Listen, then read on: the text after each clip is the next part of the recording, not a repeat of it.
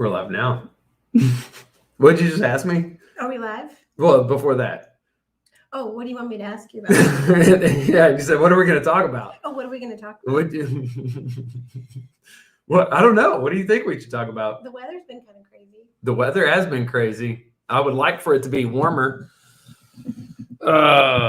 What's up, everybody? We got this big old crazy microphone. We got a different little area that we're in. This is not my normal office with the normal background. This is like right down the hall. I'm trying to get this microphone between both of us, but that's, I don't know, that just looks weird, but hey, there we go. So we're trying out a new thing. Mm-hmm. You're here. I'm here. We're in this room. We got this microphone. I wonder if people can hear us. I bet they can. I bet we're doing it. And we got 8 people watching total. Can they let us know if they can hear us? Yeah, go ahead and chat. Let us know. Can you hear me? So we got a lot has been going on. And I did a Facebook Live like a week ago, and then I deleted it because I just deleted it for a number of reasons. But today we've got a lot going on, and I wanted to give an update to people about what happened at the last board meeting, which was kind of crazy. There have been a lot of crazy appraisal district board meetings. If you're looking for good entertainment, you should go. What do you think? I was going to say, when is it not entertaining? It's crazy up there. It's dramatic. But so we've got that. We've got property taxes are like value notices are coming out. People are wondering if they're on our list and what's going on with that. The real estate market is crazy. People are asking, when are things going to change? What's going on? There's a lot. There's a lot. And there's the legislature, they're meeting, and everybody's hoping for tax reform. And people are wondering what's up with that. And so, yes, we can hear you. All right, sweet. Thanks, Denise. Denise is watching. That's it. All right, so let's get into it. Let's start with the juicy juice. So I went on vacation in January, and I don't tell anybody when I go on vacation. I would like to be the dude that's posting stuff, but I kind of like to enjoy the vacation too. And I also don't want my house to get robbed while I'm gone. Well, and it's fair to say that you've never been on vacation in the 3 years that I've worked for you. So there. Well, I was on a cruise ship. Mm-hmm. Disconnected from reality, so I couldn't have posted anything if I wanted to. Okay. But while I was gone, there were 6 articles that came out. Yeah. And they mentioned me in the appraisal district, and 4 of those were part of a series that the Texas Scorecard did, and they're tremendous. Robert Montoya, who's been very involved with property taxes, wrote those, and you should check them out. It was awesome. The other 2 articles were written by, you remember? Of course you do. Jess Harden with the Star Telegram. Mm-hmm. She's freaking fantastic. Mm-hmm. She's amazing. So that happened, and there was, I was mentioning them, and there was kind of a little hubbub that happened from that. And so anyway, I kind of want to, so here's what happened. In those articles, the Star Telegram, I was mentioned, it said that it sounded like Jeff Law was saying that I was potentially doing something wrong by protesting for people while simultaneously being a realtor. And that was that issue was at the heart of all these complaints that were filed. So I got home, I emailed the appraisal district board of directors and just said, hey, here's 6 articles that came out. And if you have any questions about any of this stuff, let me know, and I'll be happy to talk. I've sent them emails like that a bunch of times, said, hey, just let me know. I got a lot of information, ridiculous amount of information. I want to talk with you, but, there's 5 of you and 1 of me. So here's an email. If you're interested, let me know, and then we'll talk. I'm not going to call each person and check in. Anyway, fast forward to that article came out. I think I emailed the board of directors on the January 23rd or 24th or 25th, somewhere in there. And then on February, so the article came out, I think, on the 13th of January, somewhere in there. And then on February 6th, Jeff Law called me. Who called you? Jeff Law himself, the man, Jeff Law. He actually called me 2 days before that to talk about other issues. And then he called about this. He said, "Hey, Chandler, there's this article that was on in Star Telegram. It mentioned you, and it sounded like I was throwing some shade your way, trying to talk some trash." And he's like, "Look, I just want you to know that wasn't my intentions." Right? And now you're wondering where I'm about to go right now. No, I'm just curious. Yep, keep going. Well, so, and he apologized. And I said, "You know what? I really appreciate that apology." And he had called me 2 days before. Yes. And we spent 45 minutes on the phone talking about appointment of agent forms. And talking about how can we get the value notice, the blue value notice, how can we get that going to the clients instead of us? Because we don't want the blue. We don't want the blue notice. We want y'all to get the blue notices. Everybody wants the blue notice. Nobody wants the blue notice, but if you're going to get one, you want to see it. Yes. Nobody wants the blue notice. Anyway, so that whole situation was complicated because I was like, wait a second. This newspaper article has been out a month, and I'm getting on an apology now. The board's known about it. Jeff Law's known about it. I super crazy appreciate the phone call. That was awesome. I appreciate the phone call about the representation forms. And Jeff Law's been on this little circuit doing public meetings for the public. Like, hey, let me teach you about property taxes. And I'm like, man, I want to have a good relationship, and I want him to get credit for this stuff. Then I've got some challenges with the apology as well. I wanted to take a month. And you know what? If I was just to accept that apology and forgive everything, then we've got a list of other things that have happened over the past year that I've got to reconcile. And I told him that straight up. And I said, well, let's talk about it. And he spent 2 hours on the phone with me going over these issues. That's a long time. It's a long time. For both of you. Yeah, for sure. Because you're both very busy. Yeah. And then today he had a meeting with all of the property tax consultants in Tarrant County. Wow. And going over this stuff. And so it's kind of a mixed bag of stuff. There's probably more to it. All right, now I'm going to get off of this meeting and I'm going to think, did I say everything the way I would want to say it? Did you see the email that I sent the board of directors? I did. Okay. I feel like I accurately portrayed everything in there. Kind of a balanced view of, hey, yeah, there's a mix of things going on here, good and bad and concerning and joyful. And I don't know. Did I represent it well now? You did. Do you think so? I think so. Is there anything I should say about that before we move on? No. Okay. There's too much. There's a lot. And we don't have 2 hours. Yeah, we don't. Okay. So let's move on. Good call. All right. So I just want to acknowledge that happened. That was crazy.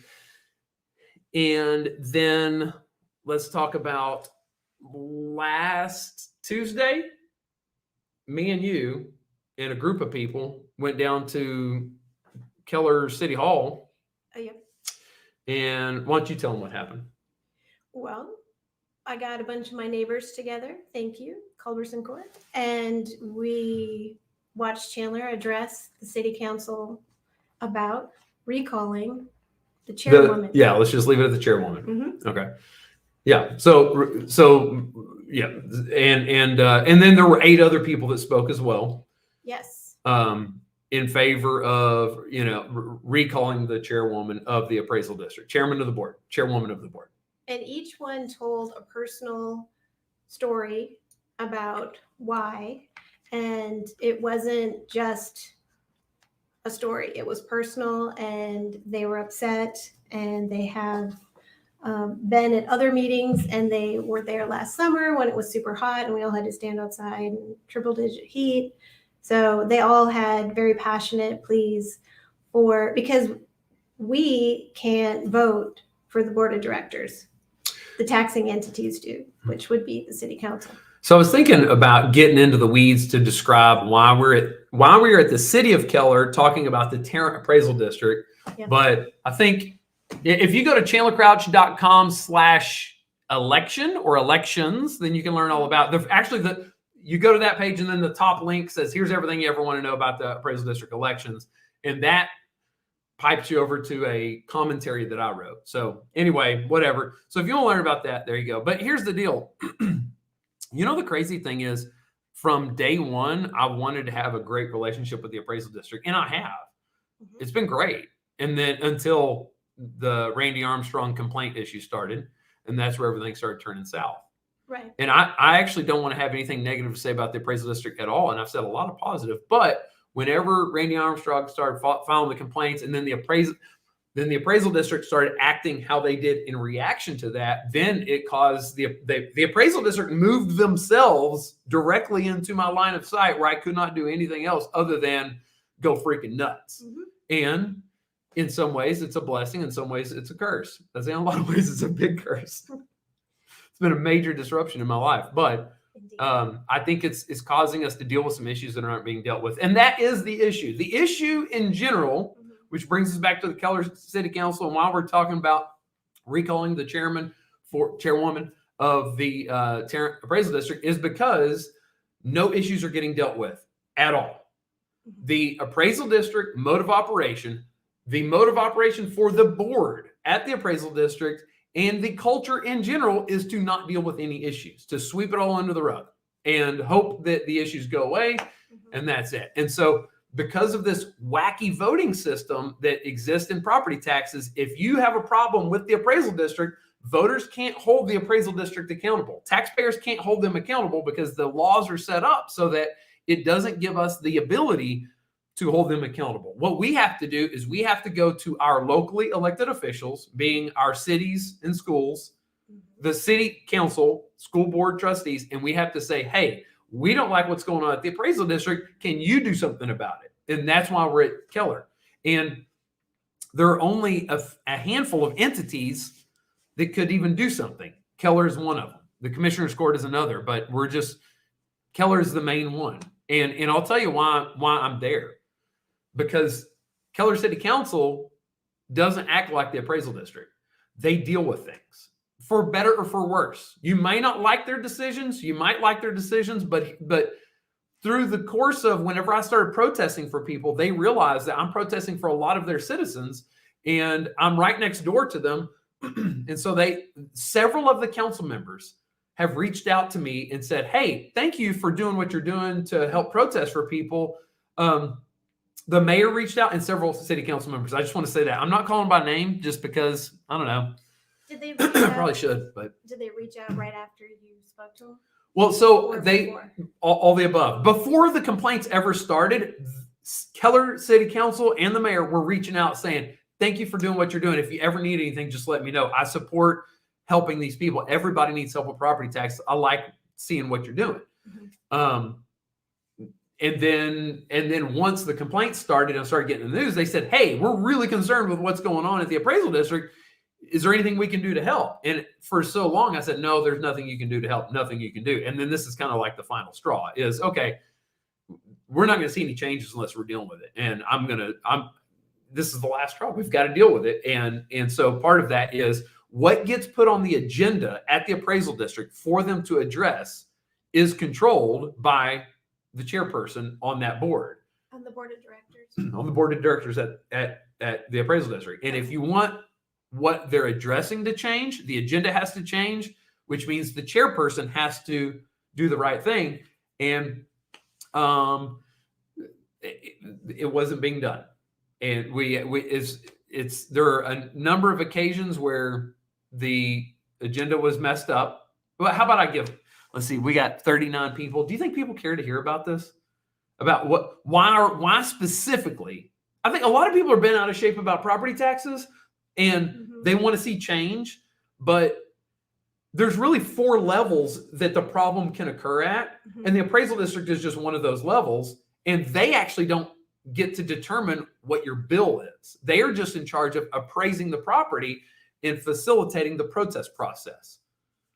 So it's like a lot of people want to see change, but when you start getting into the weeds and really dissecting where is the problem at, which one of those 4 levels is it at, most of the problems that people have are not at the appraisal district level. They're somewhere else. It's actually, a lot of times it's at the city or at the school district, or it's the property tax code itself, or it's the protest process where it's just very unforgiving. So, well, what happens at the appraisal district level? Where's the problem there? Well, the problem there is that the appraisal district should only be doing a handful of things. They should be appraising property accurately, maintaining exemption records accurately, and just maintaining records accurately. And that's it. That's it. And how would you grade them and how accurately they do appraisals and keep track of exemptions? That's a loaded question. And here's the reason why is because I can give them an overall grade, but to the person watching whose property has been valued grossly incorrect, that one property is the only property that matters to them. Exactly. So for you, it might be an F, but I would say in general, the appraisal district does a decent job valuing the properties. They're not bad at it.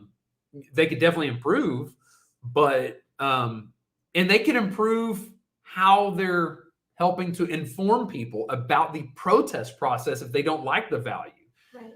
There's a lot that could be done, but as far as valuing the property, I mean, it's a big, crazy job. I think a lot of the issue is that they have the real estate market to blame. It's the demand of buyers coming in. We have way too many buyers, not enough sellers. It's evening out a little bit, but because it's just supply and demand. The supply is huge, the demand is small, so it's driving prices up.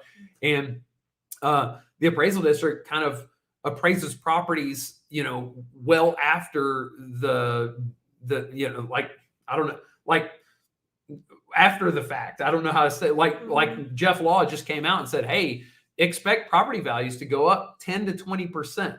Again.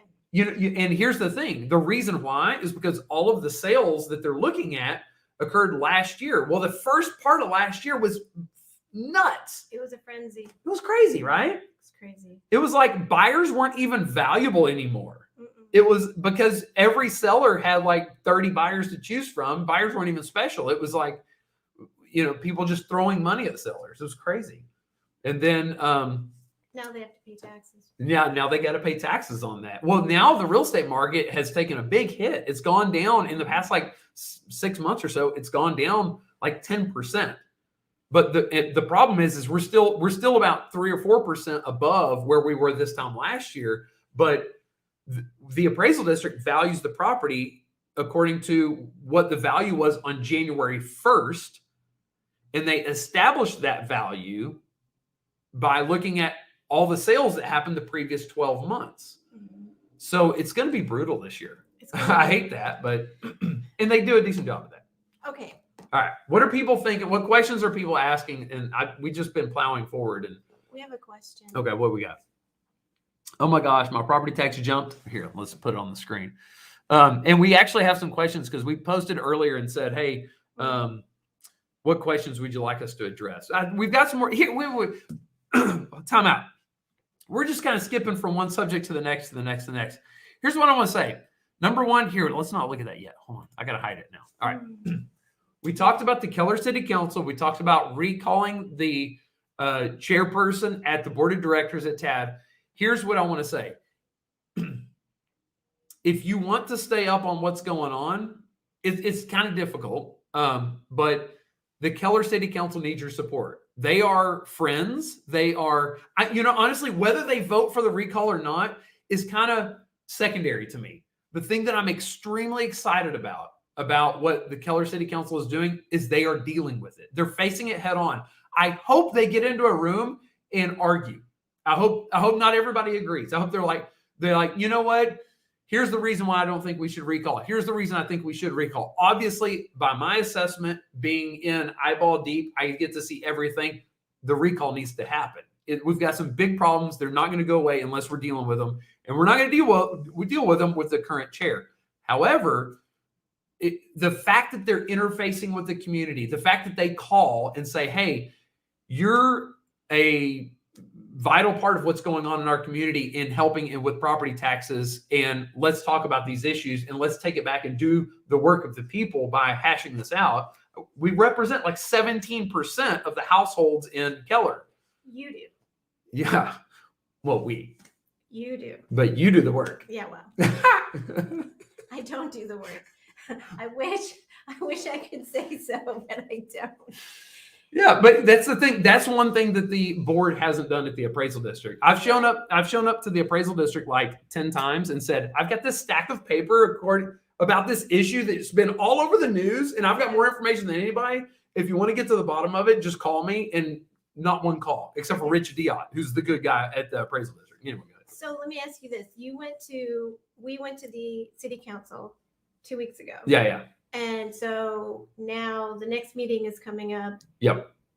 And they're acting on it that fast. Yes. That fast. Yes. Really? Yes. It's their next city council meeting. They're put it on their agenda. They're going to deal with it. Now. It's going to happen in executive session. So I'm going to choke.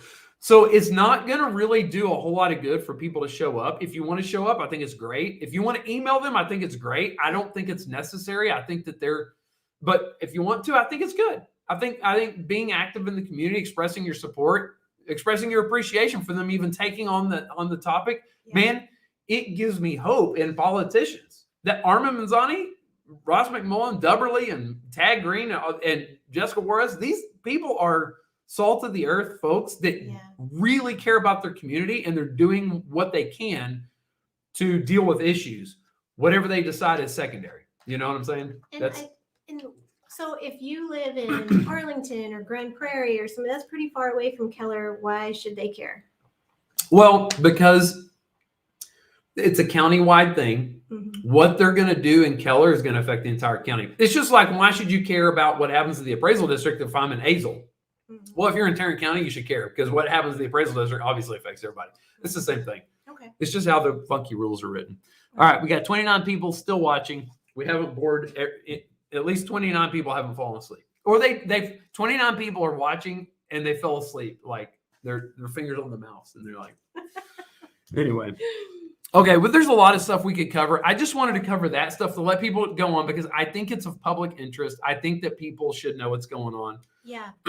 I think that if I was in the media, I'd want to cover it. I'd want to say, hey, there's something important going on that's going to affect the entire county. I think we should check it out. But there are a lot of other things we can talk about. All right, I'm gonna go over some of the questions that people asked.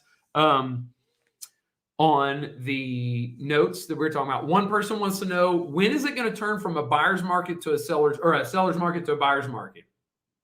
That was the question. Okay. And I'm going to say no time soon. I think we got as close as we're going to get.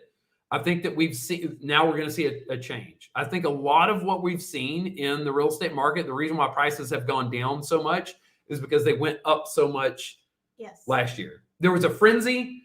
Now it's kind of cooled off. Interest rates went up. And we hit fall and winter, things chilled out.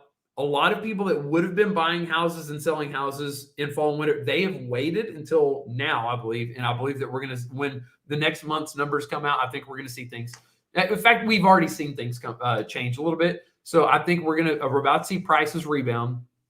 And the supply demand ratio is, it's kind of like, if you're like water skiing and if you're holding on for dear life, the boat's ahead of you, it's pulling tight. We were just holding on for dear life behind this crazy out of control boat, which would be the real estate market. Well, the boat switched gears and it slowed down. And so there's a lot of slack in the line. And now the boat's already taken off and it's banking a hard left turn. And we're just sitting there watching the slack get pulled out of that line. But it's pulling right now, and we're about to get jerked through spring and summer, and that's what's going to happen. Real estate prices are going to take off. It's probably not going to be that dramatic, but that's kind of the analogy that makes sense. So in 2021, my value went down $1. Your value, okay. My property value, one whole dollar, went down a whole $1. In 2022, it went up over $100,000. Is there any way that you see my property? Hold on, wait. Let's not gloss over that. It went up $100,000 in 1 year. In 1 year, and then the next year. No, it went down $1 in 2021. 2021, $1. 2022, it went up over $100,000. Okay, I had them backwards. I apologize. I looked at my phone. All right. So, is it ever going to go back down? No. Where it was in 2021? No, not at all.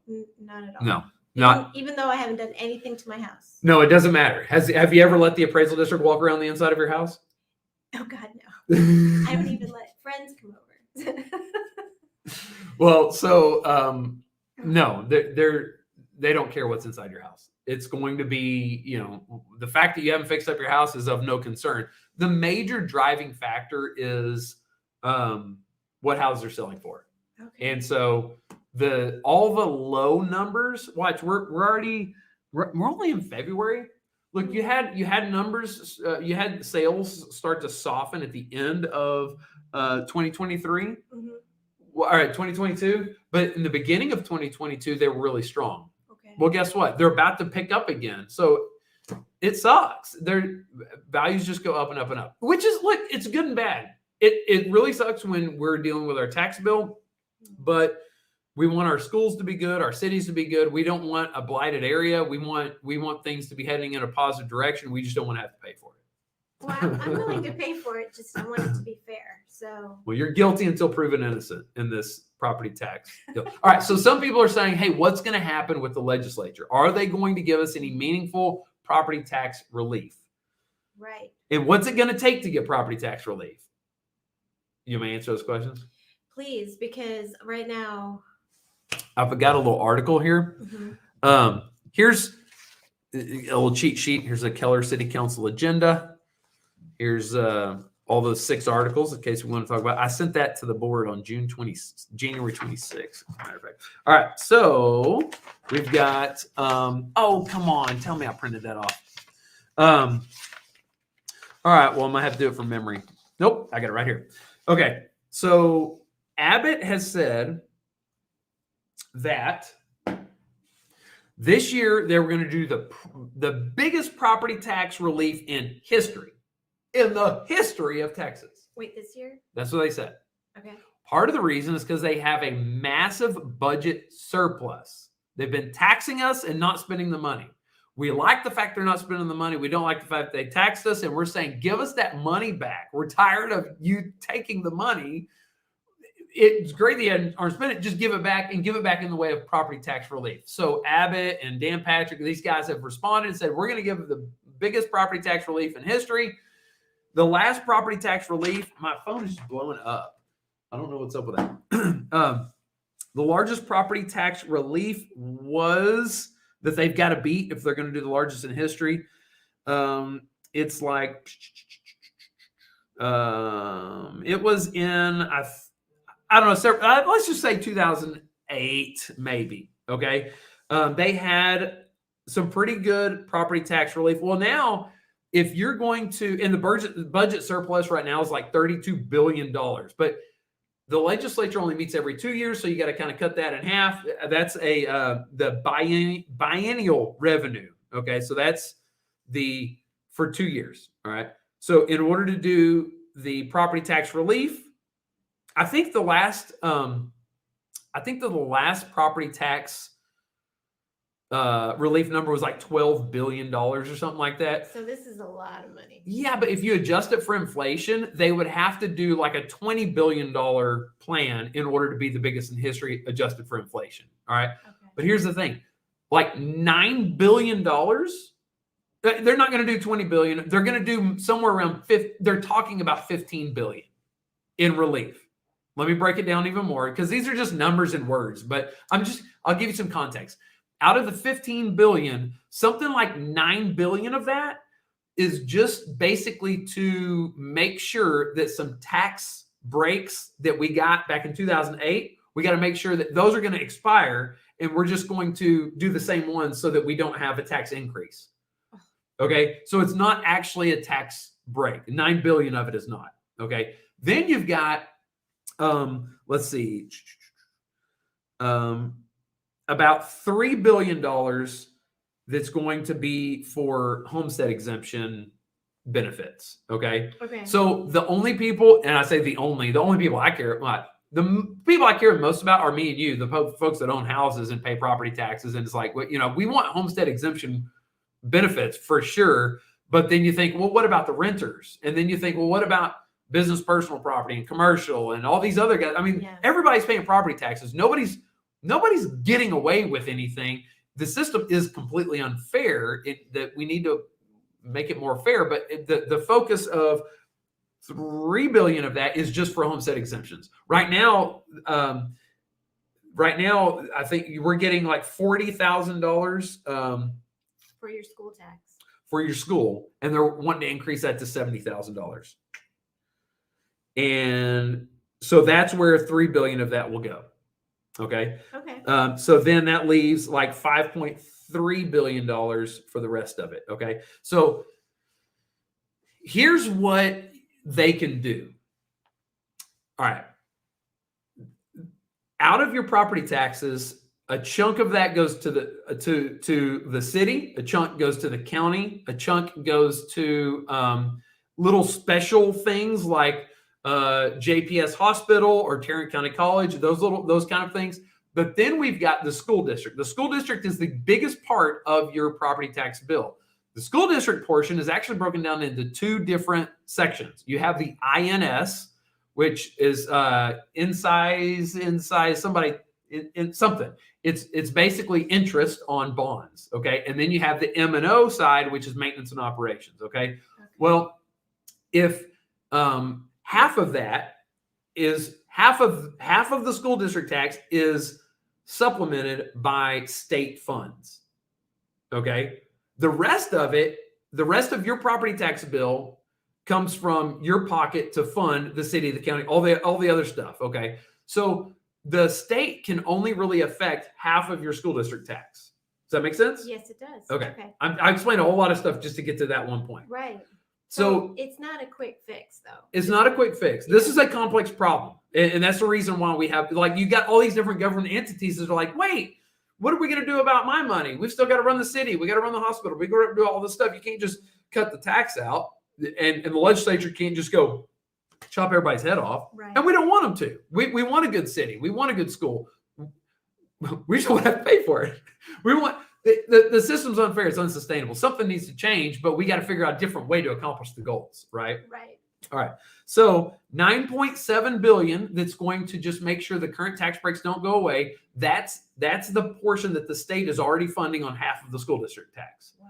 So now we can take an additional $5.3 billion and pay that and pay even more of that down. So it's really, tax break is really about $5.3 billion is what the portion goes to. And you hear legislators talk about, hey, let's get rid of half of the school district property tax.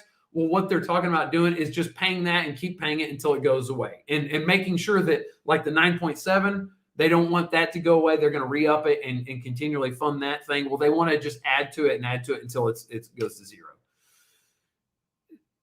Was it clear as mud, or does that make sense? It's clear as mud. No, I think it makes sense. It used to be that they would give us $25,000 off of our value for school, and then they increased it in 2022 to $40,000. Right. But it's just for school tax. Yeah, and some people are asking, hey, how much is that going to affect me? Well, your house is a different value than my house. You live in a mansion. I live in a mobile home, and nothing wrong with mobile. I'm just kidding. I don't live in a mobile home. She doesn't live in a mansion. But you see what I'm saying? Like, if you did, then your tax bill would be different than mine. Yeah. On the average house, do you know how much the savings that you would get out of their current proposals? Mm-mm. It's like $400 Well, a year. Okay, that's It's a car payment for some people. Yeah, and if A little Ford Fiesta. I'm just kidding. I don't know. Okay, but let me ask you this: Mhm. What about the 10% increase in my appraised value? Okay. Because if they're going to give me a tax break, but my value continues to go up, how is that even going to help me? This is where it starts getting real confusing and we lose everybody, because it's like you've got three different numbers. Mm-hmm. You actually have five. I'm not just going to simplify it down to three. So you've got the value that the appraisal district thinks your house is actually worth. Yeah. Then you've got the value that they're going to begin calculating your property taxes on. Okay. Then after the appraisal district gets done with their part, they send all the numbers over to the tax assessor, and then they apply this money that we're talking about. So what happens is the appraisal district numbers, like if they pass this bill and then you go to the appraisal district and look at how much your house value has gone up, you're going to say, wait a second. They passed this bill and I'm not seeing it anywhere. You're not going to see it until you get your tax bill. Then it's calculated off the bottom line. Mm-hmm. So it's not going to affect how much they're valuing your property for. The exemptions are calculated after they determine the value. Then the exemptions are calculated later. Okay. That makes sense. And in any time, like the 400, or let's just be generous. I've heard some people estimate $700 of savings if all this passes. That's going to get swallowed up in 1 year. As soon as values go back up again, it's going to get swallowed up. All we're talking about right now is a Band-Aid fix, and it needs to be more substantial than that. We're just kicking the can down the road. So let me just go to big picture. Well, what is it going to take to have real property tax reform? I'll tell you what. It's really easy to get everybody to agree with the problem. Here's one of the biggest problems. We're being taxed on money that we cannot access until we sell our house. Right. So they're saying, here's a bill, and you say, well, what money do you want me to pay this? The money that's in your house. Okay, how do you expect me to get that money? I don't know. Then we got a big problem. Something's got to be done about that. It's a dysfunction in our system that causes a cash flow problem. That's not, we can get everybody to agree. Yes, that's a big problem. Now, what's the solution? You're going to have 300,000 ideas, and we don't know which one would work, if any. But we've got I've heard some great ideas. Here's what I know. Right now, there's not even an appetite in Austin for real change. All the stuff we're hearing, I think, is lip service. I think we're seeing tons of bills. I think that we do have some tremendous legislators that are going down there and fighting. But to see the actual legitimate change it's going to take to solve these problems, the people have to get a lot more involved and unify the voice. Here's what's happened. I've been a part of some legislative conversations to go about changing the property tax laws. I've talked with Paul Betancourt. I talked with Hugh Shine. I've talked with the lady at the comptroller. Her name is Shannon. She's control of she's the property tax division of the comptroller. I talked with a guy named Brent South, who's the head of all of the Appraisal District Association, and a guy named Steve with the Property Tax Consultants. I talked with the head guy at the Association of Realtors, which is the largest lobby group. Every important player in the mix, and all of those people are good people. Yeah, they're not the enemy. The enemy is all the people whispering in their ear that are saying, "No, don't deal with that problem. Don't deal with that problem." And the people whispering in their ear are more times than not property tax geniuses. It's just that they're making money on the system, or they don't care enough about the change. They just see, you have all these different government entities.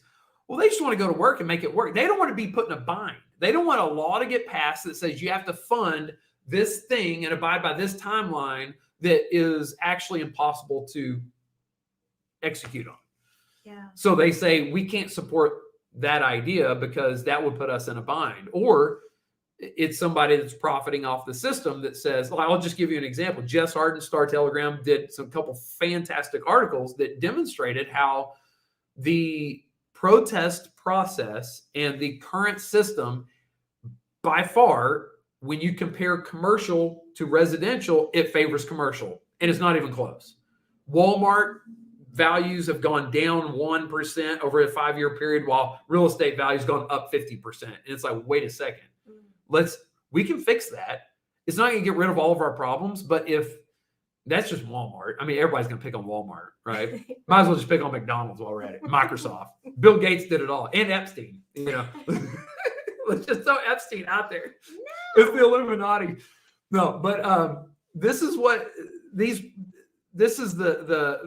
the issue is that the system as it's designed is lopsided. But if we fix that, is it going to be another Band-Aid? I don't know. My head is spinning with all this information. There's the point is this. Let's just simplify, because I can go. I mean, we're just scratching the surface. I can talk about this for days.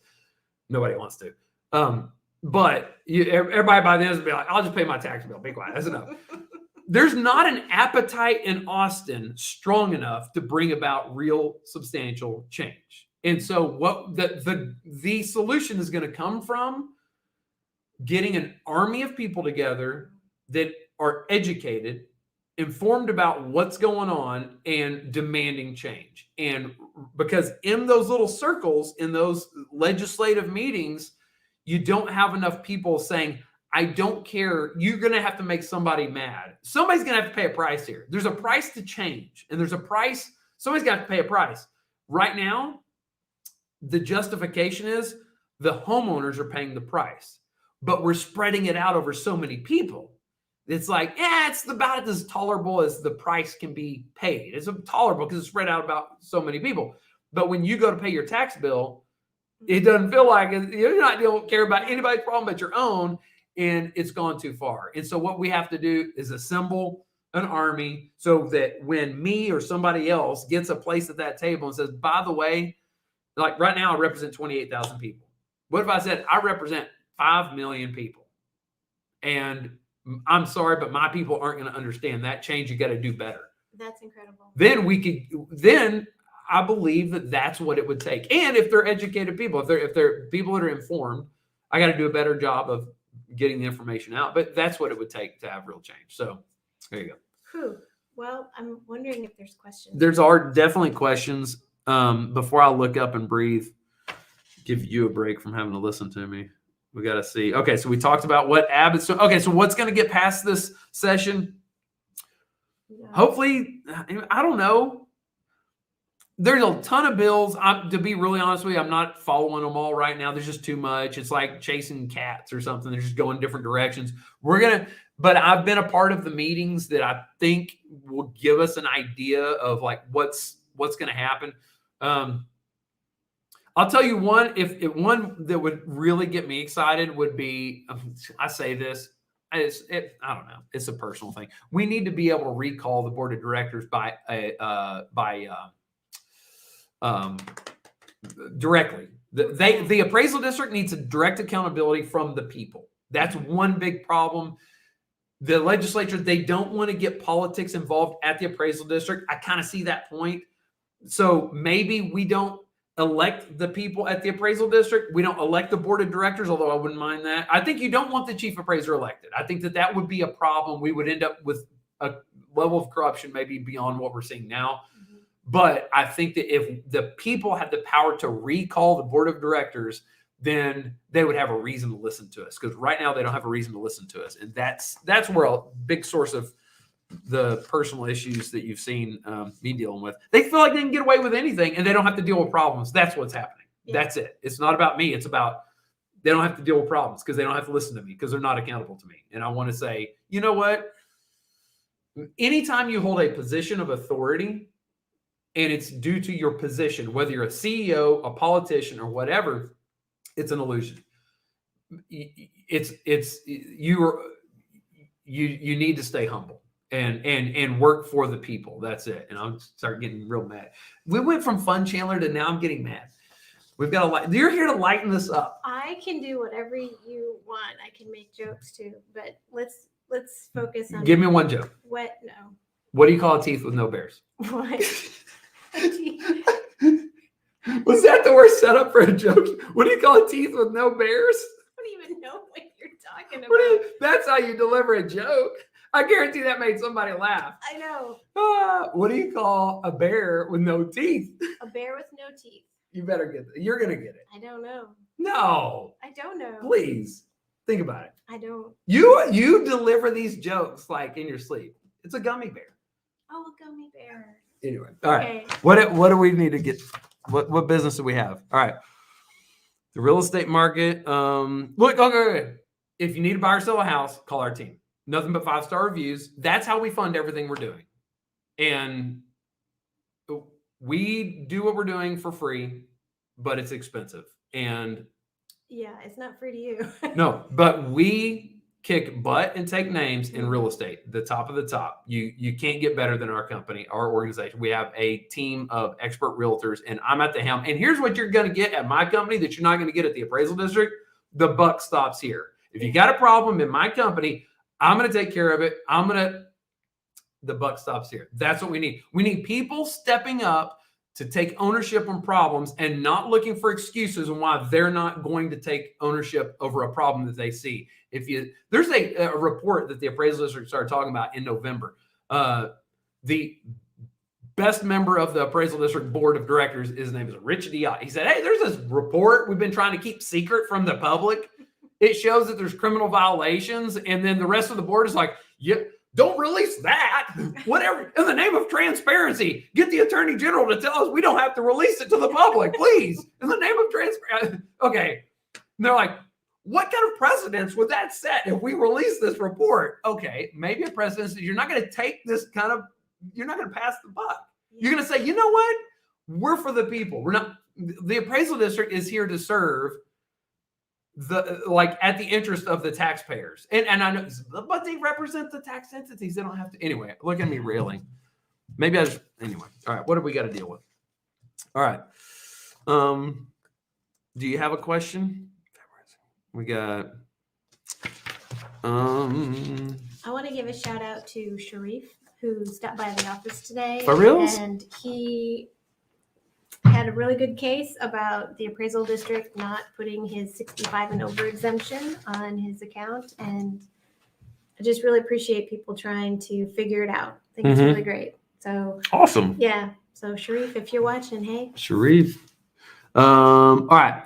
So let's go up to the top here. We're going to deal with some questions. Oh my gosh, property tax just jumped 2,000. Okay. You know what? They're posting publicly. We're going to do this. Carol, we're going to use your situation to benefit others. You're talking about your an escrow shortage. If you Google Chandler Crouch can't afford house payment, then you're going to have a list of solutions there to take care of this problem and find relief. There are a bunch of things that you can do. I'll give you one that's kind of exciting for me.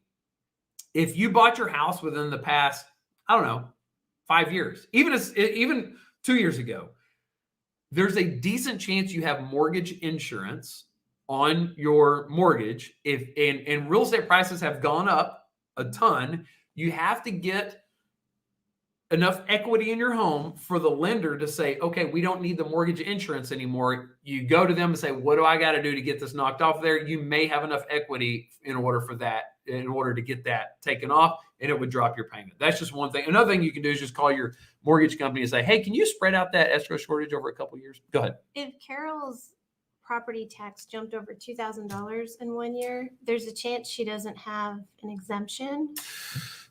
Or she just bought her house. Or one she of the just two. bought her house. Yeah, but you're right. Oh, if you just bought your house too, yeah, then you could be looking at the previous owner's taxes. So how do they check to see if their exemption is in place or not? Go to tad.org, look up your address, and scroll to the bottom of the page. And it will tell you if you have a homestead exemption. It will not say if you have a 65 and over exemption. That is not published just for reasons of age. You don't want people to know that you're a senior and things like that. If you need to know if you have a 65 and over exemption, go to tarranttaxinfo.com. There you go. Yeah. See if your numbers are like blue. If they're blue, then you'll know it's frozen. Yeah. They have to. They're not allowed to print the fact that you're over 65, but they can color code it. If you're 65, your numbers are blue. It's just ridiculous. That's kind of funny. Typical solution there. All right. Let's see here. Did you miss your question getting asked? Oh, you know what, David? No. David asked a question. Here's what we're going to do. I'm going to pull up this over here. David Marr, by the way, who's on it like white on rice. David, you are the man. I appreciate your support. And there's so many people that have been so gracious and so supportive. And I want to say this. I hate that I don't email more often and I don't do Facebook Live more often. I don't put out enough videos. The reason is just because there we are. Isn't that funny? Oh, look at that. Just keep going. I'm looking at our Facebook page and there's a still photo where I'm like hunkered down and she's like, anyway, okay, sorry.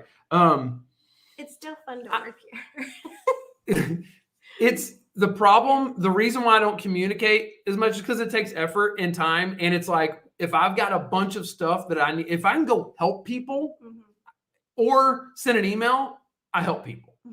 And I'm like, I know at a certain point, it definitely helps people to communicate. And that's part of the process. I just wait until it's like, okay, I've checked all the other bosses. I've helped as many people as I can with all this stuff. And now we have to email somebody and then I send an email. But there's like things that stack up, issues that like current events. I mean, there's been so many things that have happened over the past 6 months. I don't think I've sent a real email out since August.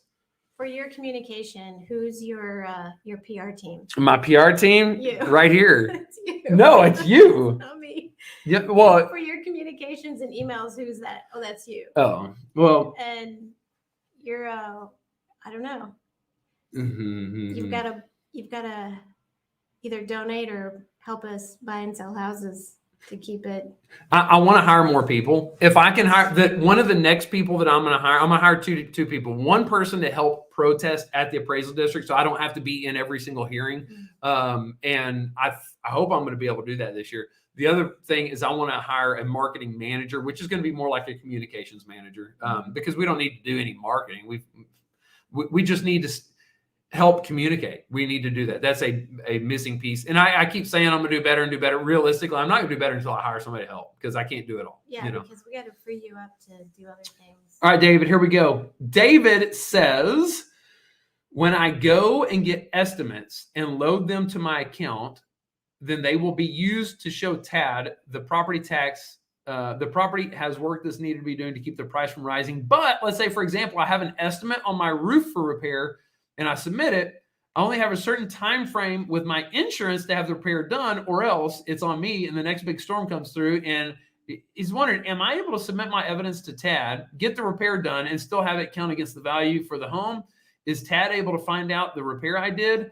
I asked how the roofers repaired, and they all said they did. They pulled codes and made sure it abides by the city and insurance. All right, great question, David. You know what? And that is so timely. It is. Because what can people be doing right now to prepare for their protests? They can get professional repair estimates. Bingo.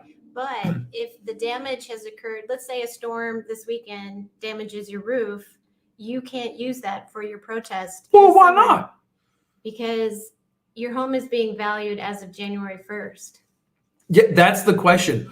What was the condition of your property on January 1st? But if your roof was damaged in August of last year, and you have to hurry up and get it fixed because of what your insurance is telling you, and now it's fixed, the answer is no. If it was fixed before January 1st. Yeah. Let's say if you waited until after January 1st to fix your roof, then that means on January 1st, your roof was in shambles. Right. But if you fixed it in August. Last August, no. Then if you submit paperwork showing that you fixed your roof last August, they're going to be like, oh, wow, you've got a new roof. Yeah. Your insurance will go down, though, if you've got a nice new roof. Hopefully. Well, yeah. Yeah, it has to have a certain grade of shingles. I don't know, a lot of cases, but whatever. We're going down. Yeah. I hope that answered his question. Okay, so let's just give this recap. So, David, the way that they find out what kind of work has been done on your property is they look to see what kind of permits have been pulled. They will pull your permits in the hearing at TAD. They will sit there on the computer and look up what kind of permits have been pulled on your property. Yep. There are cases where they'll use aerial footage to see what's happened. If let's say if you change the square footage of your home, and then they can see that because they can see whatever they can see from there. They will also sometimes drive by the house if there's a lot of crazy stuff. And if they see a rollaway dumpster in the driveway, then they're thinking major remodel. So they're gonna start wondering what's going on. So those are kind of the indicators. They don't. But if you're not pulling permits, odds are they're not going to know. Right. If you're not pulling permits or changing the square footage of your home, odds are they're not going to know. Right. So there's that. Here's the rule of thumb. The question is, what was the condition of your property on January 1st?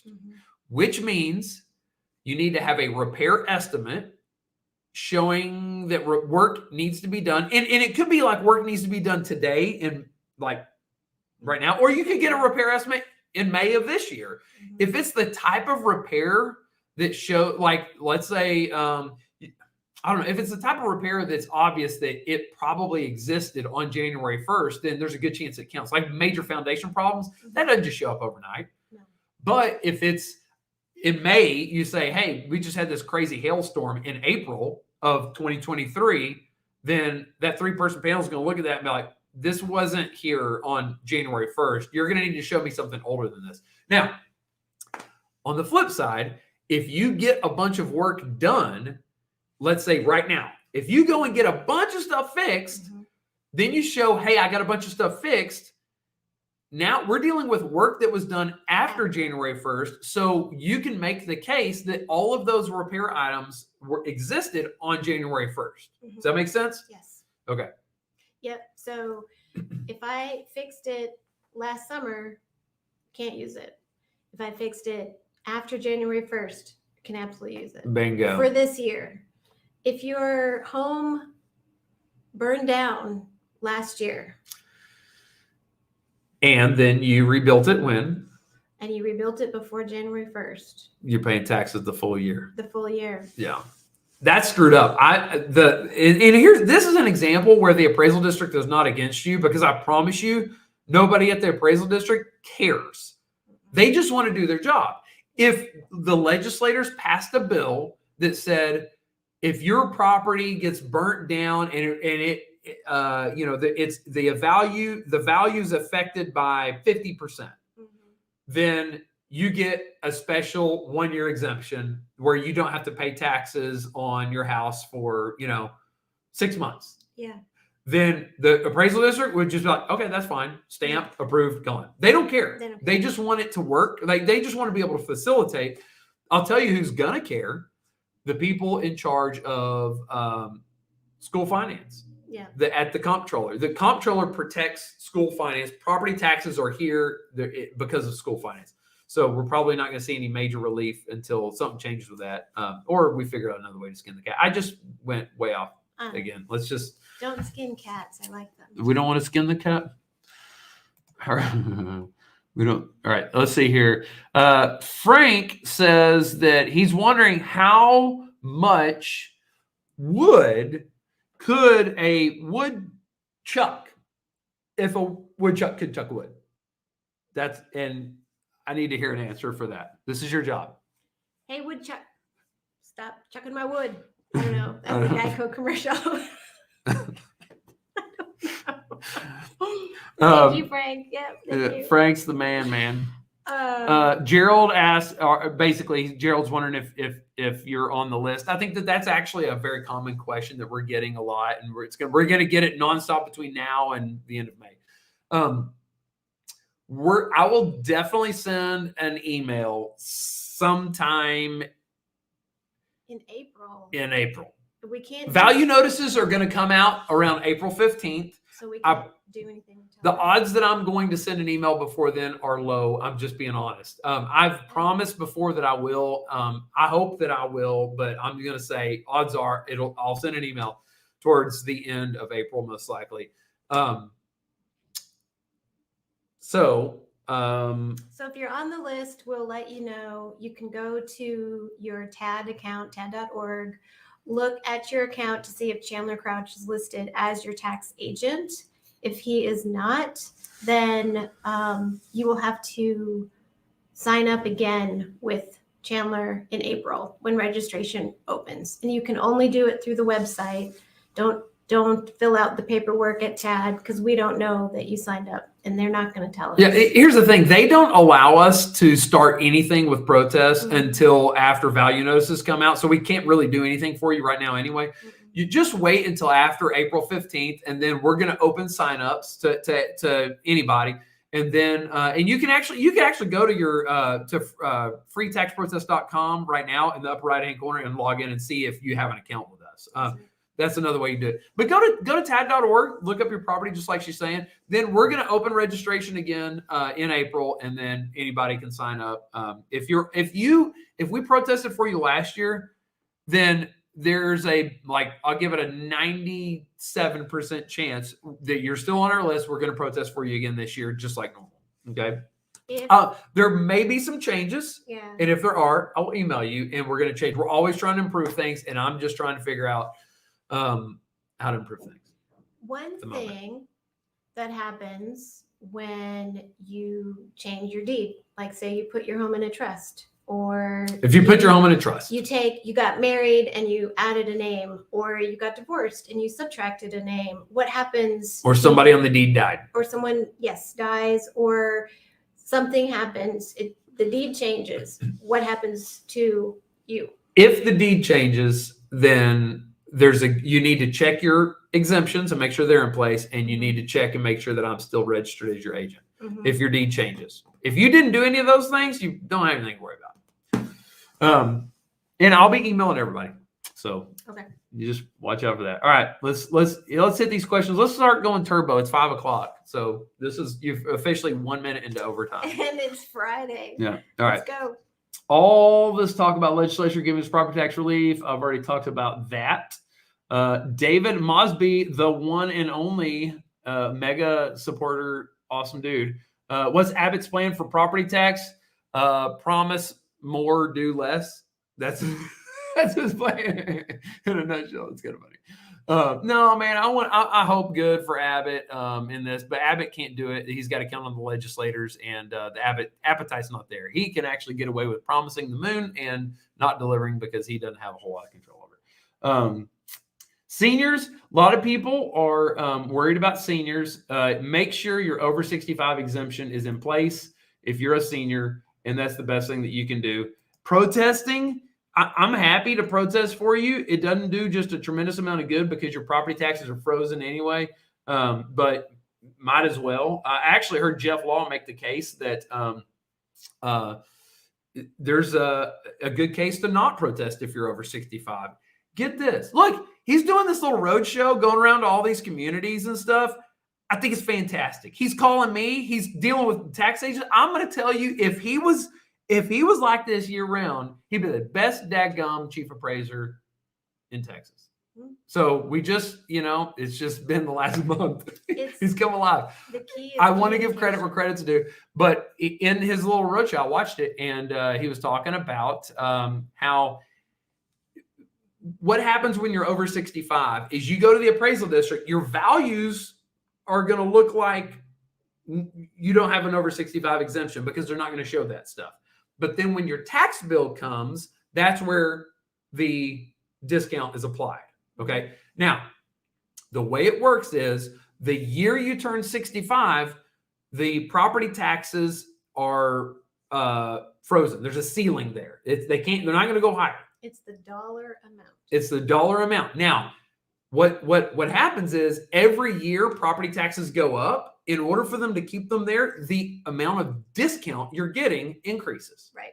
And so then here's what he was saying. He was saying, look, if you ever move from one house to another, you can get on the school portion, you can get them to transfer the percentage discount you're getting to the new house. So if you know you're going to move, don't protest so you can maximize the percentage discount. That's right. Isn't that smart? I'm like, dadgum, why are we not, thank you, Chief Appraiser. There you go. All right. To the people that some people are, I'm making some people sick. So let's just keep going here. Anyway, all right. Let's just keep going. Chandler, talkie forward.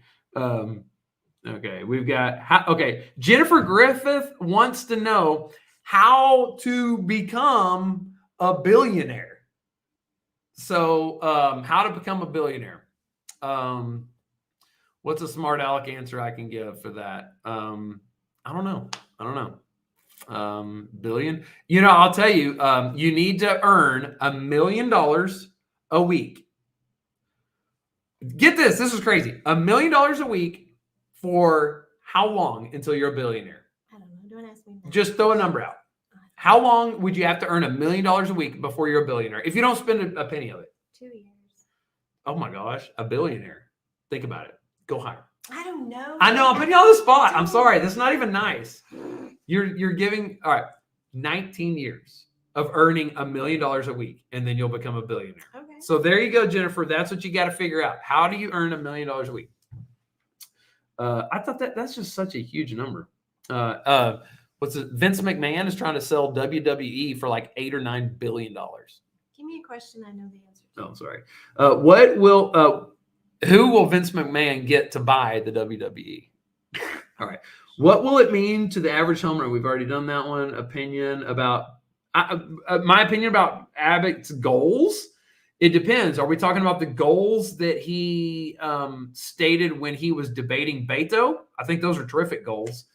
He said, let's get rid of half of the M&O tax. So that's, let's see. I'm going to that. So it was published February 16th, 2023. Oh, this is yesterday. All right, here's what we can do. I'm going to read, and instead of me just reading where you can't see it. We're going to read, and I'm going to show you. So what are we doing here? We're going to share screen, present.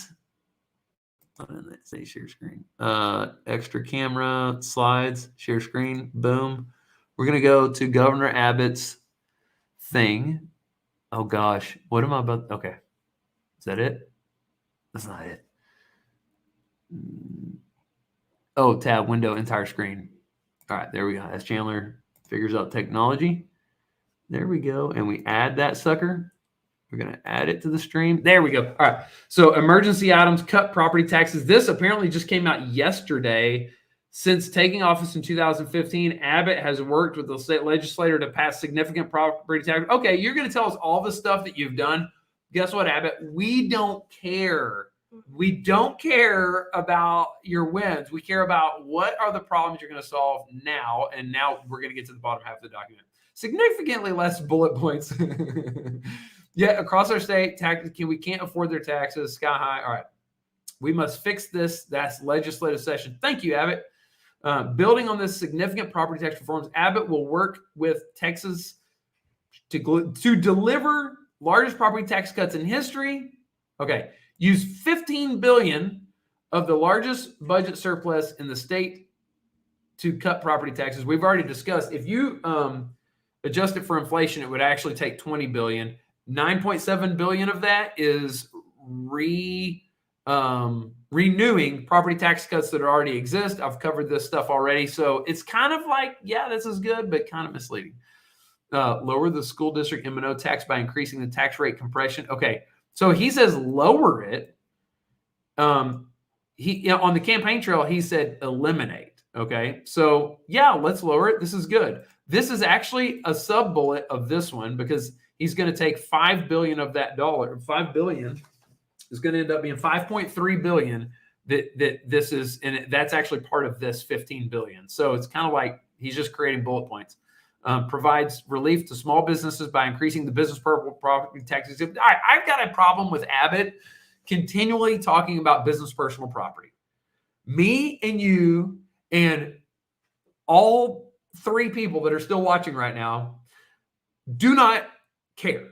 Like maybe we should, because the more taxes happen, the more we pay for stuff.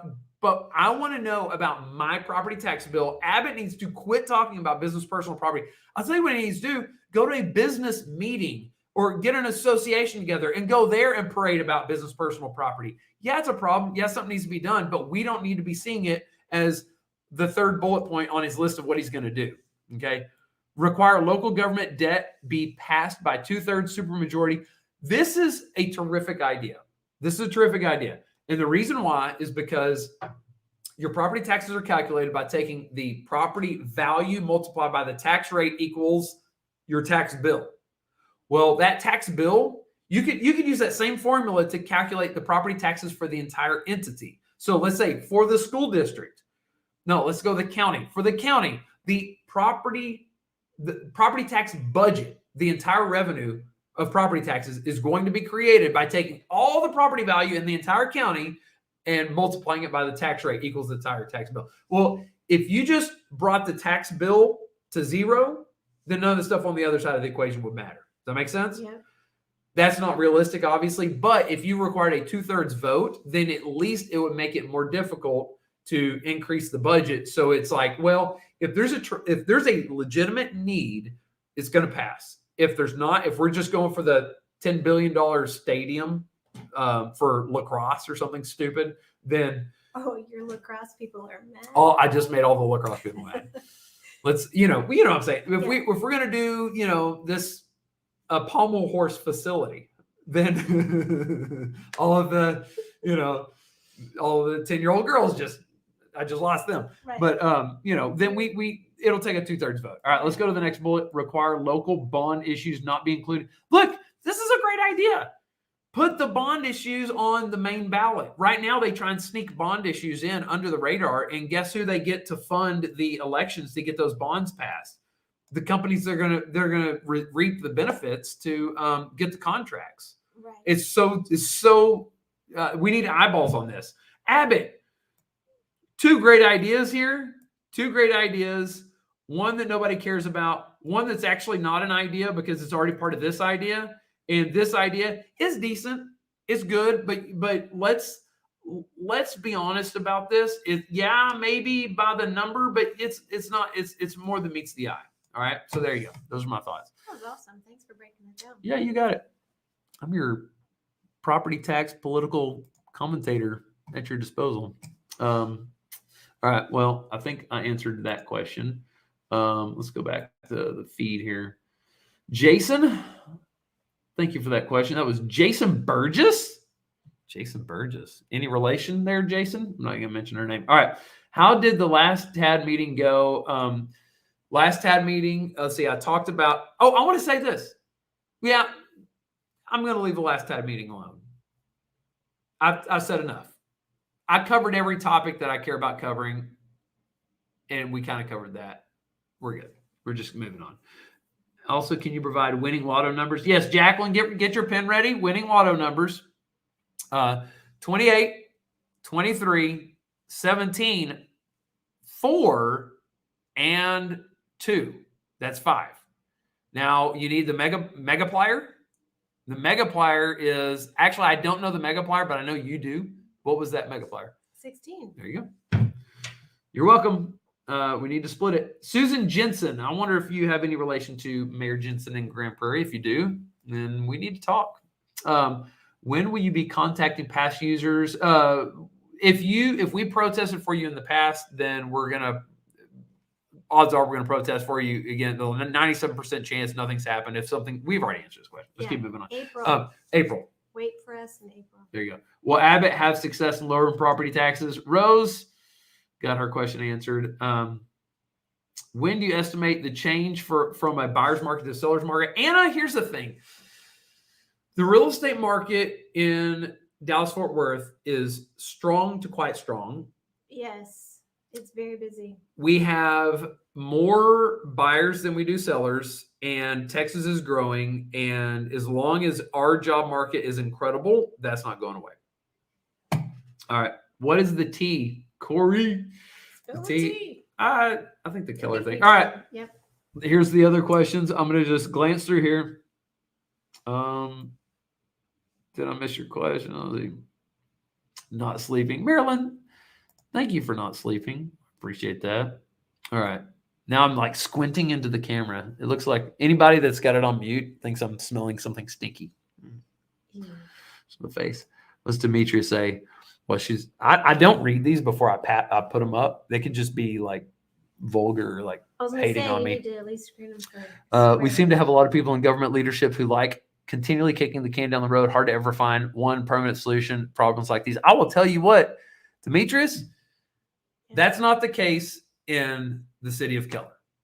We need to support the city of Keller. Those people have been active, reaching out from day one, saying, thank you for serving the community. What can we do to help? When there was problems, they said, what can we do to help? They're taking issues and they're debating them internally. That's going to affect the entire county. If you want to give them your support, then I suggest you email them. They need to know Armin Manzani, Ross McMullen, Dubberly, Tad Green, the Jessica Juarez, and those are the main people that are like, they're awesome. So yeah, I agree with you, Demetrius. It's sad, but you got to give credit where credit's due, encourage good behavior, and call out bad behavior. And the bad behavior is we need to recall the TAD chairperson, the TAD board. There you go. All right. Why does the Texas have muddle taxes and other states do not? You know what that means? Muddle. Yes. Look, I'm hiding behind the comment. Yes, they have state tax, but the percentage of our state tax to our appraisal tax are much higher. It would be cheaper for me to move to a state with a state tax than to pay Texas muddle taxes. Dadgum, Linda, I want to answer your question, but I'm not smart enough. What is a muddle tax? Let's just say, okay, I'm going to just say the state that we're talking about income tax. Right. There's no state income tax. Yeah. I don't know. I've heard that Florida has much lower property taxes and lower sales tax, and I mean lower property tax, lower sales tax, and they don't have an income tax. I don't know. I think here's the thing. Our country was founded on the idea that there are going to be a lot of people in our country that disagree with each other. And they tried to create this environment where we can disagree and still be part of the same family. And so Florida is where you want to go if you're going to retire. Texas is where you want to go if you want to start a business or have a lot of promise at your job. Okay. So part of our property tax system favors businesses tremendously. And so as we go into property tax reform, like the commercial side are getting a tremendous advantage and we're paying the price. The homeowner. Mm-hmm. But we're also a great place to live for jobs and business and that sort of thing. Well, we don't care about businesses getting rich. We just want a good job, so, and I want the benefits for the property, the commercial benefits for property taxes. I just want it to be apparent. Right now, it feels like it's dishonest. In Florida, it's good for seniors. This is not the best place probably to retire at when you look at purely property taxes for seniors. I would imagine, I don't know. I'm speaking out of turn here. I have no clue. My parents didn't want to move here because of the taxes on if they bought a house. Yeah. So who knows? All right. Let's just go fast and we got to wrap this up. Our commercial properties taxed at the same rate as individual homeowners. Tim, commercial, no, they're not. Yeah, rate, yes. Loaded question, Tim. Here's the thing. It comes down to property value times tax rate equals your tax bill. Well, the tax rate's the same, but the property value, the way it's calculated for residential is they determine a house value by looking at what other houses have sold recently nearby your house for, like that's it. That what have other houses sold for recently? We don't care how much money you have. If the other houses have sold recently, then your value is going to be online with there. On commercial, it's how much revenue has the company generated, and if it generates more revenue, then the property value goes up. Mm-hmm. So the tax bill is proportionate to your revenue. Does that make sense? Yeah. So that's the benefit. All right, we're going to wrap this up. Leota, you're wonderful. Denise, yes, the people need to have a means to recall. Amen. All right. We're just there. Can I remove my over 65 exemption and then add it back without an issue at TAD? I don't know why you would want to remove it. I wouldn't do that. If you find that it's fallen off, then you want to ask them to reinstate it. Reinstate is the yeah. I wonder why she would want to. Yeah, if you're a snowbird and you go someplace else and you live 6 months, 7 months out of the year someplace else and you come back here, they're not going to let you keep your 65 and over. I've encountered a bunch of seniors calling. You got to Herschel Walker it. I'm just kidding. Look, it works for him. I don't know. I don't got nothing to say about Herschel Walker. I just wish he would have hired me as his tax agent, and I would have hooked it up. Right. He's got the Walmart of tax agents out there. He needs to, Jacqueline. Cats get. Why do we have to talk about more than one way to skin a cat? This is tragic. It's illegal. It's gross. And then I was just thinking about downward dog. Like all these negative terms with our beloved pets. Why do they have to be negative? Why can't it be upward dog? Can I give a shout out to my charity? Yeah. Classy Cats. Woo, let's go Classy Cats. Do they need to donate or go adopt or go pet a cat? What do they need to do with Classy Cats? They need to donate to help rescue cats. No kill shelter. It's awesome. All right. You're devoted. Oh gosh, dog. How many exemptions is a homeowner allowed? Disabled, homestead? Do you know the answer? I do. You can have the homestead exemption, and then if you qualify for both disabled and 65 and over, you have to choose. And it typically is better to go with the 65 and over because it gives you a bigger benefit. You know who I'm about to show? Who? Oh, and by the way, you're brilliant. This is my 5th grade teacher. This Nancy? Miss Harmon. She's awesome. Hey. Super awesome. Then her son coached me in basketball. Basically, I am who I am because of her family. So I'm sorry to the rest of you. You have Miss Hardman to blame. Wow. She's thank you. Wonderful. Thank you. Great show from Mrs. Hardman. Oh my gosh. We have followed you since you, we're 10. So proud of you. Oh, you're so sweet. I love you, Miss Hardman. All right. Grady Embry in the house. You're the man. Abbott needs to do better. Yeah, they all need to do better. I'm like, oh, look at this. Metal taxes are everything rolled into our housing and property tax. Oh, ooh, I like it. Linda. Yeah, Thank you. look at that. Cool. They used to have it separate, and then in 1979 they created the Pivotal Act, where it was they started centralizing appraisal districts. They had every entity did their own appraisal, had their own tax assessor collector. Then they put it all in a bucket and centralized it. All right, let's just keep going. We're going to end this very quickly, and another shout out for Classic Cats. That's how we're going to end this thing. Hey, thank you for all the people that hung on, and appreciate it. And there you go. Shout out to City Keller. Thank you, Chandler, for what you do. Thank you for what you do. Mm-hmm. You make me look good. If you need to buy or sell a house, what should they do? They need to call you. Yep. How do they do that? What phone number? They call 817-928-4300. Boom. There it is. Holla. You can text it, call it, whatever. We'll take care of you. You can count on us. Guarantee it. Mm-hmm. Buck stops here. You can count on us. If you want to show up for the Chandler and Jennifer show again, let us know. We should do audience back here and just put a couple chairs. They could throw stuff at us. Yeah. All right. Appreciate you guys. Have a great weekend. Over now.